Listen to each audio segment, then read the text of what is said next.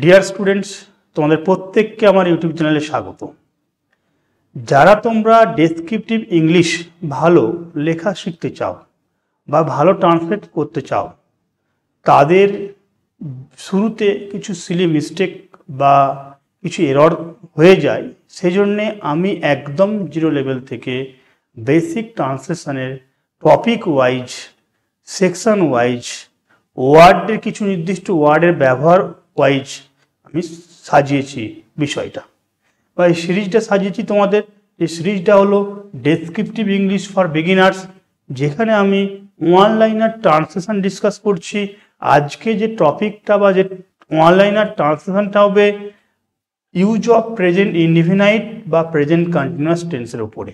তার মানে এই দুটো টেন্সের উপর ওয়ান লাইনার ট্রান্সলেশন এবং তাদের ব্যবহারগুলো আমরা একটু দেখে নেব ট্রান্সলেশন আকারে। ওকে, তো চলো আমরা আজ যে টপিকটা শুরু করব সেটা খেয়াল করে দেখো, একদম জিরো লেভেলের টপিক।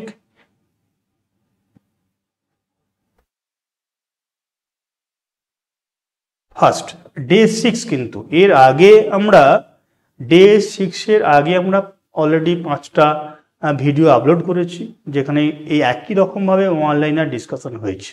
তোমরা সেইগুলো একটু দেখে নিও। তো চলো, এখানে দেখো আজকে প্রেজেন্ট ইনডিফিনাইট টেন্স মানে বর্তমান কালের প্রেজেন্ট ইনডিফিনাইট টেন্স কখন কখন ব্যবহার হয়ে থাকে বা এর টাইপটা অ্যাকচুয়ালি কি, এটা নিয়েই আলোচনা। ওকে, দেখো আজকে টাইপ 1-এ কি আছে। প্রথমে এই টাইপ 1-এ আছে যে আমরা প্রেজেন্ট ইনডিফিনাইট টেন্স কখন ব্যবহার করি, কোন ক্ষেত্রে ব্যবহার করি। টাইপ 1 বলছে বর্তমান সময়ের কোনো কাজ, মানে বর্তমান সময়ে কোনো কাজ করা বোঝাতে আমরা প্রেজেন্ট ইনডিফিনাইট টেন্স ব্যবহার করি। ওকে, যেমন এর স্ট্রাকচারটা কি, সাবজেক্ট, ভার্ব এবং আদার ওয়ার্ড। ওকে, দেখো প্রথমেই তোমার কি বলছে, 12 মাসে 1 বছর। ওকে, তাহলে 12 মাসে 1 বছর, 12 মান্থস মেক ইয়ার। 12 মান্থস, তাহলে 12টা মাস আছে বলে এখানে মেকটা কি উইদাউট এস বা এস ছাড়া হয়েছে। যদি এখানে কোনো সিঙ্গুলার সাবজেক্ট থাকতো তাহলে এস হতো। Okay, singular third person singular number হলে তাহলে এস বা এস হতো, কিন্তু এখানে যেহেতু বহু বচন আছে, 12 মান্থস আছে, মেক এ ইয়ার। ওকে, 12 মাসে 1 বছর বা 12টা মাস 1 বছর করে। ওকে, ছুতোর মিস্ত্রি কাঠের আসবাবপত্র করে। দ্য কার্পেন্টার মেক্স, যে কাঠের আসবাবপত্র, উডেন ফার্নিচার। তাহলে এখানে আমরা এক কথায় কি লিখছি, দেখো দ্য কার্পেন্টার মেক্স। এখানে দেখো কার্পেন্টার একটা বলতে সিঙ্গুলার সেন্সে, থার্ড পার্সন সিঙ্গুলার নাম্বার সেন্সে মেক্স সেন্সটা করেছি, দ্য কার্পেন্টার মেক্স। ওকে, কুকুরটি অনবরত, মানে একটা না, অনবরত বাংলা সেন্স কি না, একটা না। দ্য ডগ বার্কস, এই যে বার্কস ওয়ার্ডটা, BARKS, এই ওয়ার্ডটাকে তুমি খেয়াল করে দেখো কি না, কুকুরের ডাককে আমরা বার্কস বলি। ওকে, চিৎকার করছিল, ডাক ছিল, তাহলে কুকুরের ডাক হলে বার্কস হয়। যেহেতু কুকুর ডাকছে, কুকুরটি একটা নির্দিষ্ট সিঙ্গেল থার্ড পার্সন সিঙ্গুলার অনুযায়ী কি হয়েছে, barks. The dog barks continuously, একটা না, অনবরত ডেকে চলেছে। দেখো বালকেরা খেলতে ভালোবাসে, তাহলে the boys like to play. তাহলে পছন্দ করা, ভালোবাসা, আমরা লাভ ওয়ার্ডটা বলতে পারি, লাইকও বলতে পারি, লাইক বলাটাই সুটেবল, তাই boys like to play. Anil আমাকে সাহায্য করে, অনিল কিন্তু third person singular number, Anil helps me, Anil আমাকে সাহায্য করে। দেখো এটা গেল টাইপ 1 বর্তমান সময়ে কোনো কাজ করা বোঝালে সেটা সিম্পল, একদম সিম্পল প্রেজেন্ট বা প্রেজেন্ট ইনডিফিনাইটে আমরা ব্যবহার করলাম। এটার আরও কয়েকটা ভাগ আছে, তার মধ্যে 2 নম্বর হলো কি, যদি কোনো অভ্যাসগত কাজ নিত্য সত্য বা চিরন্তন সত্য বোঝাতে এই টেন্স হয়ে থাকে, মানে কোনটা প্রেজেন্ট ইনডিফিনাইট হয়ে থাকে। অভ্যাসগত কাজ, নিত্য সত্য বা চিরন্তন সত্য, তাই তো। এখানে দেখো চিরন্তন সত্য বলতে যেইগুলো আদি অনন্তকাল ধরে হয়ে আসছে, এখন হচ্ছে, ভবিষ্যতে হতে থাকিবে, তাই তো। যেমন সূর্য পূব দিকে ওঠে। ওকে, এইটা হচ্ছে চিরন্তন সত্য। আবার অভ্যাস বলতে তুমি যে কাজ বা আমি যে কাজ রেগুলার বেসিস করি, সেটা হচ্ছে অভ্যাস। সেটাকে আমরা কখনোই ফিউচারেও লিখবো না, পাস্টেও লিখবো না, সিম্পল প্রেজেন্ট বা প্রেজেন্ট ইনডিফিনাইট টেন্সে লিখবো। ওকে, দেখো আমি রোজ গঙ্গা স্নান করি, আই টেক, একদম আয়ের পরে V1 ফর্মে টেক বাথ। এই দেখো এখানে টেক বাথ, এটা নাউন সেন্সে আছে, ভার্ব BATHE হলে হয়, এখানে BATH, in the Ganga everyday. Okay, তারা প্রতি বছর দুবার পুরীতে বেড়াতে, প্রতি বছর পুরী বেড়াতে যায়, তাহলে প্রতি বছর যায় বেড়াতে, তাহলে এখানে they go to Puri, they go to Puri আচ্ছা এভরি ইয়ার, প্রত্যেক বছর, তাহলে প্রতি বছর মানে রেগুলার হ্যাবিট হয়ে যাচ্ছে, কাজ রেগুলার কাজ হয়ে যাচ্ছে, তাই জন্য এখানে সিম্পল প্রেজেন্টে হয়েছে। ওকে, আবার দেখো টাইপ 3-তে বলছে কখনো কখনো অতীতের কোনো ঘটনা অধিকতর সরল বর্ণনার জন্য। তার মানে কি, আমরা অতীতকালের কোনো ঘটনা গল্পের ছলে, কি বললাম, গল্পের ছলে প্রাণবন্তভাবে আমরা অতীতে কোনো হিস্টোরিক্যাল পাস্টকে, ঠিক আছে, মানে হিস্টোরিক্যাল ঐতিহাসিক গুরুত্ব আছে এমন ঘটনাকে কাউকে গল্পের ছলে প্রাণবন্তভাবে শোনানোর জন্য, আর যাতে শ্রুতি মধুর হয় সেইভাবে শোনানোর জন্য আমরা কি করি বলো, সেই অতীতের ঘটনাটাকে আমরা সিম্পল প্রেজেন্টে লিখি। এটা অবশ্যই তোমাকে ঐতিহাসিক গুরুত্ব আছে এরকম ঘটনা হলেই আমরা এটা ব্যবহার করতে থাকি। দেখো কয়েকটা সেন্টেন্স দেখো, নেপোলিয়ান নিজেকে সম্রাট বলে ঘোষণা করলেন, করলেন পাস্ট টেন্স, আমরা এটা পাস্ট টেন্সে লিখতে পারি, কিন্তু এটা আরো শ্রুতিমধুর করার জন্য যদি প্রেজেন্টে লিখি, মানে সিম্পল প্রেজেন্টে বা প্রেজেন্ট ইনডিফিনাইটে, কেউ কাটবে না, তোমার নাম্বার ভুল হবে, নাম্বার কাটা যাবে না, বা সেন্টেন্সও ভুল হবে না, একদম তোমাকে এটা রাইট দিচ্ছে কে না, টেন্সের রুলস তোমাকে রাইট দিচ্ছে। দেখো নেপোলিয়ান প্রোক্লেমস বা প্রোক্লেম, ব্র্যাকেটে দেখো পাস্ট টেন্সটা বলা আছে করলেন বলে, কিন্তু আমি এটাকে বলতে পারি প্রোক্লেমস হিমসেলফ এম্পারর। ওকে, এটা এটা একটু খেয়াল করে দেখবে, এটা ভুল স্পেলিং আছে, এম্পারর হবে, সম্রাট বলতে এটা আর হবে। নেক্সট, মদিনাবাসী মোহাম্মদকে বরণ করলেন, এখানে দেখো করলেন পাস্ট টেন্স, কিন্তু এটাকে আমরা শ্রুতিমধুর করার জন্য দেখো ওয়েলকামস, ব্র্যাকেটে কিন্তু ওয়েলকাম ওয়ার্ডটা আছে, কিন্তু আমরা ওয়েলকামস বলছি কারণ সিম্পল প্রেজেন্ট বা প্রেজেন্ট ইনডিফিনাইটে প্রকাশ করছি। মদিনা, ঠিক আছে, ওয়েলকামড মোহাম্মদ। এখানে দেখো তুমি বলে স্যার মদিনাবাসী মোহাম্মদকে বরণ করলেন, মদিনা বলছে কেন, দেখো কলকাতাবাসী, যখন আমরা বলছি কলকাতাবাসী, আমরা কাউকে স্বাগত জানাচ্ছি বা কাউকে ওয়েলকাম করছি, মানে গোটা কলকাতা, দ্য হোল কলকাতা বা হোল সিটি কলকাতা, এরকম সেন্সটার মধ্যে দিয়ে, ঠিক আছে, ওই একই জিনিসটা বোঝায় যেখানে বলছে মদিনাবাসী। তো এখানে মদিনা আর সঙ্গে যদি তুমি আরো স্পেসিফিক যদি বলতে চাও দ্য হোল, ঠিক আছে, সমগ্র মদিনা, এরকম একটা বললে কোন রকম অসুবিধা নেই, লিখতে পারো।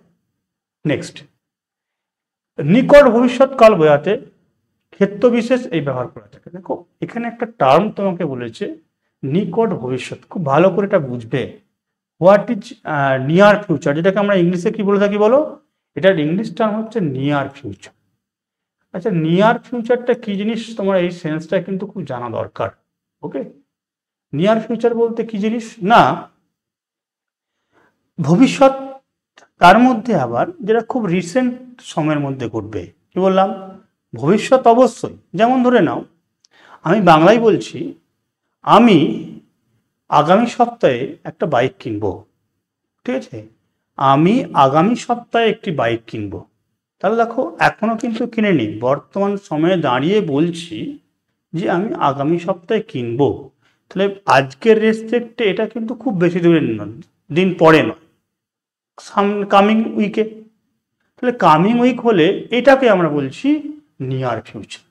মানে এর কিন্তু নির্দিষ্ট আবার যে রুলস নেই কতদিন হলে তুমি নিয়ার ফিউচার বলতে পারবে, কিন্তু তোমাকে ওই যখন টার্মগুলো কামিং, নেক্সট ইয়ার, ঠিক আছে, নেক্সট মান্থ, এরকম কিছু ওয়ার্ড তোমাকে বলে দেবে, তখন তুমি সেটাকে ধরবে কি না খুব রিসেন্ট সময়ের মধ্যে ঘটছে। ওকে, নেক্সট মান্থ হতে পারে, নেক্সট ইয়ার হতে পারে, এই সেন্সে আমরা কি করি, নেক্সট ডে, নেক্সট, যখন এরকম কয়েকটা নির্দিষ্ট টার্ম থাকবে সেক্ষেত্রে আমরা এটা বলি নিকট ভবিষ্যৎ বা নিয়ার ফিউচার। ওকে, যেমন বলছে আমি আজ রাতে মুম্বাই রওনা দেবো। দেখো এখনো কিন্তু আমি আজকে 6টা বাজে, আমি রাত 12টায় যাবো, কি রাত 11টায় যাবো। ওকে, 11টায় যাবো, তাহলে আজকের রেসপেক্টে দেখো আজকেই আমি মুম্বাই রওনা দেবো, রাত্রিতে দেবো, কিন্তু এখনের রেসপেক্টে ভবিষ্যতে, কিন্তু সেটা খুব বেশি সময় পরে নয়, আর 5 ঘন্টা পরে।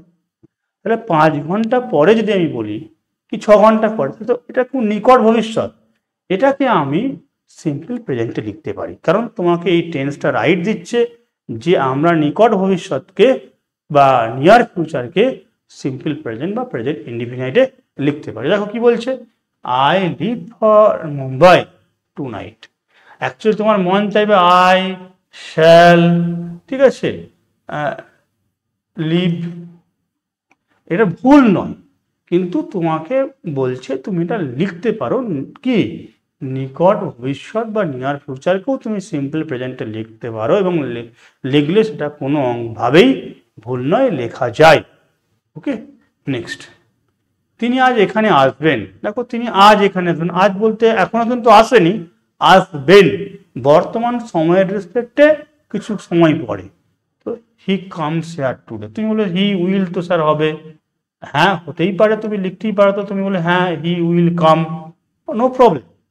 কিন্তু এখানে তুমি এই টার্মে লেখাটাও ঠিক, পরীক্ষা হলে যদি এরকম সেন্স থাকে তা তুমি এই রুলসটার জন্য হয়েছে জানবে। ওকে, তার অফিস আগামীকাল হতে বন্ধ হবে। দেখো আজকের রেসপেক্টে আগামীকাল, near future, his office clauses from tomorrow. তা তুমি 4টে টার্মস শিখলে, টাইপস শিখলে, যেখানে আমরা সিম্পল প্রেজেন্ট বা প্রেজেন্ট ইনডিফিনাইট টেন্স ব্যবহার করছি। 4টে ধরন তোমাকে আমি বললাম, সেন্টেন্স আকারে বুঝিয়ে দিয়েছি, এর সাথে সাথে তোমার টেন্সের গঠন বা টেন্স বিষয়টাও আলোচনা হয়ে যাচ্ছে, শেখা হয়ে যাচ্ছে। ওকে, দেখো এরপরে তোমাকে কি শেখাবো না, প্রেজেন্ট কন্টিনিউয়াস টেন্স। দেখো প্রেজেন্ট কন্টিনিউয়াস মানে কি, কোনো কাজ বর্তমানে হইতেছে বা চলিতেছে বোঝালে এই টেন্স ব্যবহার করা হয়, তাই তো। বর্তমানে কোনো কাজ হইতেছে বা চলিতেছে, এর স্ট্রাকচারটা কি, প্রেজেন্ট কন্টিনিউয়াসের স্ট্রাকচারটা হচ্ছে সাবজেক্ট এম ইজার, যে কোনো একটা, মানে সাবজেক্ট অনুযায়ী এম ইজারের মধ্যে হবেই হবে একটা, তারপরে ভার্ব প্লাস আইএনজি। দেখো আমরা এখন পড়ছি মানে এই ব্যাকারে লেখা যায় পড়িতেছি, এই ট্রান্সলেশনগুলো যখন তোমাকে দেয় বা প্যাসেজে থাকে পড়ছি, তখন অ্যাকচুয়ালি সেন্সটা তোমাকে বোঝানোর জন্য পড়িতেছি, এটা তুমি ক্যাচ করতে পারো, তাই তোমাকে এটা লিখে দেওয়া হয়েছে। উই আর রিডিং নাও, তোমরা কাজটি করছো মানে করিতেছ, তাহলে you are doing the work, বাতিটি জ্বলছে মানে জ্বলিতেছে, the lamp is burning. Okay, তো দেখো এই সেন্টেন্সটা টাইপ 1 তোমাকে বললাম, টাইপ 2তে আমরা কিছু ভার্বের সঙ্গে পরিচয় করে নেব। এটা তোমাদের অবজেক্টিভ ক্লাসে পাবে, verb of perception, verb of cognition, ঠিক আছে। যে আমি একদম সিম্পল পাখি ভাষায় তোমাকে বলে দিচ্ছি যে ইংলিশে কিছু ভার্ব আছে যেগুলোকে আমরা কন্টিনিউয়াস টেন্সে ব্যবহার করতে পারি না। সেই কন্টিনিউয়াস সেন্সটা কি বললাম, কন্টিনিউয়াস সেন্সটা প্রকাশ করার জন্য আমরা সিম্পল প্রেজেন্ট বা প্রেজেন্ট ইনডিফিনাইটই ব্যবহার করি। ইনডিফিনাইট ব্যবহার করার মধ্যে দিয়ে কি হয় বলো না, আমাদের কন্টিনিউয়াস টেন্সটাই ফ্লোটা আসে। যেমন দেখো কি বলছে, see, want, hope, hear, look, feel and wish, এই ভার্বগুলির সাথে সাধারণত কন্টিনিউয়াস টেন্স হয় না, ব্যতিক্রম আছে কিছু ক্ষেত্রে, কিন্তু কি হয় সিম্পল প্রেজেন্ট টেন্সের মাধ্যমে লেখা হয়। কিন্তু সিম্পল প্রেজেন্ট টেন্সে লিখলে সেন্সটা কিন্তু কন্টিনিউয়াস থাকে। যেমন দেখো আমরা তোমাকে দেখছি, মুখে আমরা বলছি দেখছি মানে দেখিতেছি, কিন্তু ইংলিশে লেখার সময় কি লিখবো, উই সি ইউ। ওকে, আমরা একটা আওয়াজ শুনছি, দেখো we here a sound, we are hearing, এরকম লিখতে পারবো না আমরা। ওকে, সে খারাপ বোধ করছে, she feels unwell, she is feeling নয়, সি ফিলস আনওয়েল। আমরা আশা করছি তুমি পরীক্ষায় ভালো করবে, we hope you will do well in the examination. ভালো করে খেয়াল করে দেখো, অ্যাকচুয়ালি আমরা আশা করছি, এই জায়গাটাকে তুমি মনে করে করছি মানে করিতেছি, তাহলে we are hoping no, we are hoping নয়, উই হোপ। তুমি পরীক্ষায় ভালো করবে, এটা future, you will do well in the examination. আর কি বলেছে দেখো, আবার এখানে একটা টার্ম আসছে, ওই যে আগে একটা বললাম নিকট ভবিষ্যৎ, এখানে বলছে নিকট ভবিষ্যৎকেও আমরা কন্টিনিউয়াস টেন্সে লিখতে পারি। তার মানে তুমি কি জানলে যে নিয়ার ফিউচার, ওকে, তাহলে নিয়ার ফিউচারকে আমরা তো লিখতেই পারি কিসে বলো, নিয়ার ফিউচারকে আমরা লিখতে পারি ফিউচারে, কিন্তু এটা ছাড়া জানলাম প্রেজেন্ট ইনডিফিনাইট, ওকে, প্রেজেন্ট ইনডিফিনাইট, আর কি প্রেজেন্ট কন্টিনিউয়াসও লিখতে পারি, প্রেজেন্ট কন্টিনিউয়াস। দুটোই ঠিক, তোমার যেটা ইচ্ছা এই দুটো ক্ষেত্রেই তোমার যেটা নিজের মনে হবে তুমি সেইভাবেই লিখতে পারো। দেখো কি বলছে, রমলা এবছর মাধ্যমিক পরীক্ষা দেবে, এখনো কিন্তু পরীক্ষা দেয়নি, পরীক্ষা দিতে চলেছে বা দেবে এই বছর। রমলা ইজ সিটিং ফর মাধ্যমিক এক্সামিনেশন, এখানে অ্যাপিয়ারিং ওয়ার্ডটা লিখলেও কোনো রকম অসুবিধা নেই, পরীক্ষার ক্ষেত্রে অ্যাপিয়ার ওয়ার্ডটা হয়ে থাকে, ঠিক আছে। তাহলে রমলা ইজ সিটিং ফর মাধ্যমিক এক্সামিনেশন দিস বার। তুমি কি আজ মিটিংয়ে আসবে না? দেখো মিটিংয়ে আসবে না, যদিও এটা ইন্টারোগেটিভ আছে, সেন্সটা তো কি ফিউচার, তুমি আসবে না মানে এখনো কিন্তু না আসা বা আসা দুটোই ঘটেনি। Are you not coming to the meeting today, তুমি কি আসছো না বা আসিতেছ না, okay. Are you coming to the meeting today, জিজ্ঞাসা। এরপরে দেখো তোমাদের 7 নম্বর আছে ক্লাসে প্রেজেন্ট পারফেক্ট টেন্স এবং পারফেক্ট কন্টিনিউয়াস টেন্স আলোচনা হবে। দেখিয়ে দিচ্ছি যে 7-এ প্রেজেন্ট পারফেক্ট টেন্স বা পারফেক্ট কন্টিনিউয়াস, তো এইভাবে তোমাদের সমস্ত টেন্সের ওপরে ওয়ান লাইনার ট্রান্সলেশন বা কনসেপ্টগুলো আমি আলোচনা করব, তোমরা মন দিয়ে ফলো করতে থাকো। আমাদের আস্তে আস্তে ডিসকাশন কি হচ্ছে, ভাস্ট হচ্ছে, আমরা আস্তে আস্তে ডিসকাশনটাকে শেষের দিকে নিয়ে যাচ্ছি, ঠিক আছে। তো সুতরাং তোমরা এই জায়গাটা ভালো করে তোমরা ফোকাস করে নাও, তারপরে আমরা প্যাসেজ ট্রান্সলেশন বা প্রেসি রাইটিং প্যাসেজ ধরে ধরে আমরা লেখা শুরু করব। ওকে, থ্যাংক ইউ।